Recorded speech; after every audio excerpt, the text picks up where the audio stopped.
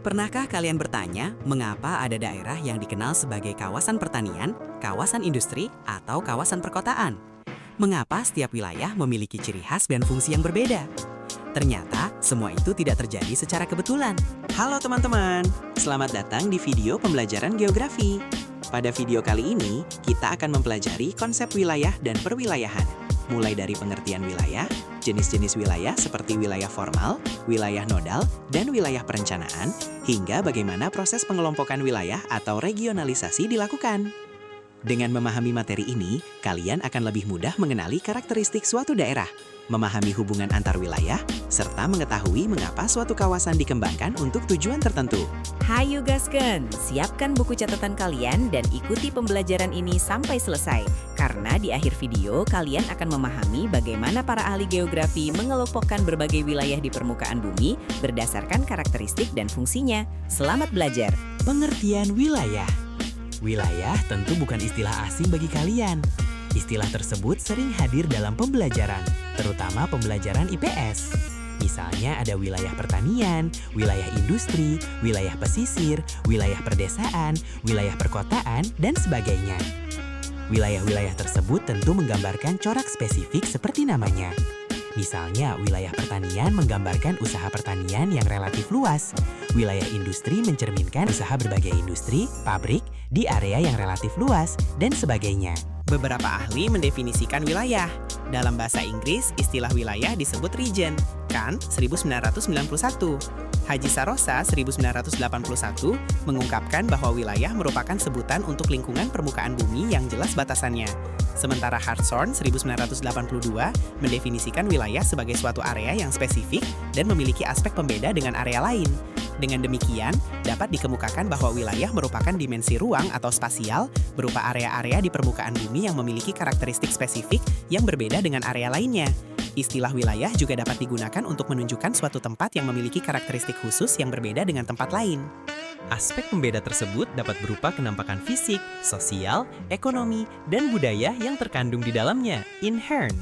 Perbedaan karakteristik antar wilayah terbentuk akibat adanya dinamika dan interaksi yang berbeda dari tiap komponen fisik, manusia, dan teknologi. Lahan berkapur, curah hujannya relatif kering, dan teknologi yang dikuasai penduduk sederhana, maka di wilayah tersebut dapat berkembang hutan jati yang membedakan dengan jenis hutan lainnya.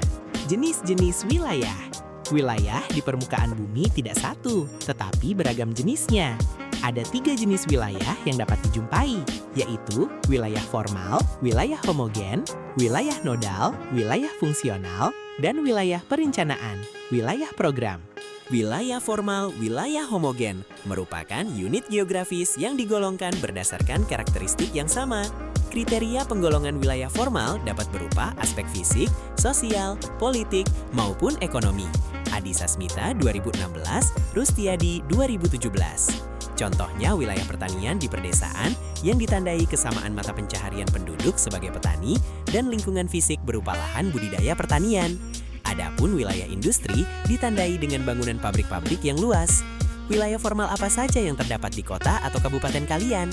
Tentu ada beberapa wilayah formal yang dapat kalian jumpai di sana untuk dijadikan contoh. Wilayah nodal, wilayah fungsional. Wilayah nodal, wilayah fungsional terdiri atas satuan wilayah yang heterogen sehingga memunculkan hubungan saling ketergantungan dengan wilayah lain. Pembentukan wilayah fungsional umumnya berlangsung secara dinamis dan berawal dari titik pusat, wilayah sentral, yang mendorong perkembangan wilayah di sekitarnya. Adi Sasmita 2016, Carlson dan Olsen 2006, Langenhoff 2012.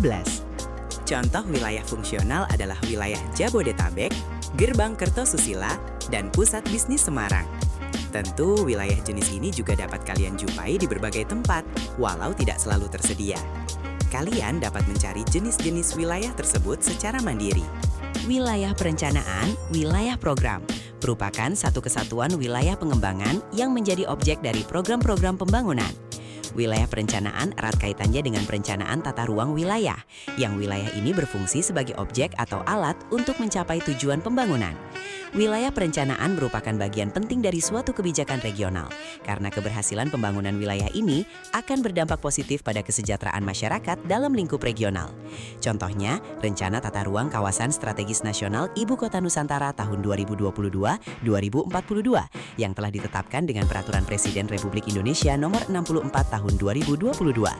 Contoh lain adalah food estate yang dibangun di Kalimantan Tengah dan Sumatera Utara yang mengembangkan tanaman hortikultura. Kalian tentu dapat mencari contoh lain melalui sumber-sumber daring. 3. Perwilayahan, regionalisasi. Setelah mempelajari konsep wilayah dan klasifikasi wilayah, selanjutnya kita akan belajar perwilayahan. Secara faktual, kalian dapat melihat fenomena alam, sosial, dan buatan yang belum jelas tergolong wilayah apa fenomena tersebut. Oleh karena itu, perlu dilakukan identifikasi dan pengelompokan agar menjadi jelas jenis wilayahnya. Proses identifikasi dan pengelompokan menjadi wilayah tertentu disebut perwilayahan. Istilah perwilayahan dapat juga diartikan sebagai proses identifikasi dan pengelompokan wilayah berdasarkan persamaan dan perbedaan karakteristiknya dengan wilayah lain. Praktek dalam perwilayahan dilakukan dengan memperhatikan kriteria dan tujuan dari pengelompokan wilayah terkait. Kriteria perwilayahan dapat berupa aspek fisik, sosial, budaya, dan ekonomi. Adapun tujuan perwilayahan dalam materi ini secara spesifik difokuskan untuk mengidentifikasi 3 jenis wilayah, yaitu wilayah formal, wilayah nodal, dan wilayah perencanaan. A. Perwilayahan formal, perwilayahan homogen. Implementasi perwilayahan formal dilakukan dengan mengelompokkan wilayah-wilayah tertentu yang memiliki karakteristik serupa, homogen. Karakteristik wilayah yang homogen dapat diidentifikasi melalui data spasial dan data statistik yang memuat kondisi wilayah yang akan diidentifikasi. Data tersebut memudahkan untuk menemukan persamaan dan perbedaan yang terdapat di setiap wilayah. Hasil identifikasi inilah yang dijadikan sebagai acuan dalam pengelompokan wilayah secara formal. Adi Sasmita 2016, Simanski dan Newman 1977. Sebagai contoh, identifikasi dan pengelompokan wilayah provinsi dengan penduduk terbanyak dapat dilakukan dengan menganalisis data kependudukan per provinsi sehingga diperoleh wilayah-wilayah berpenduduk terbanyak, yaitu Provinsi DKI Jakarta, Jawa Barat, Jawa Tengah, Jawa Timur, Sumatera Utara, Banten, dan Sulawesi Selatan. Wilayah-wilayah tersebut tidak berdekatan lokasinya, tetapi memiliki kesamaan. Perwilayahan nodal, perwilayahan heterogen. Perwilayahan nodal atau polarisasi dilakukan dengan mempertimbangkan hubungan antara titik pusat dengan unit-unit lain yang ada di sekitarnya. Hubungan antara titik pusat dengan wilayah lain di sekitarnya dapat diidentifikasi melalui analisis pola keruangan suatu wilayah pada peta dan pola interaksi antara satu wilayah dengan wilayah lain.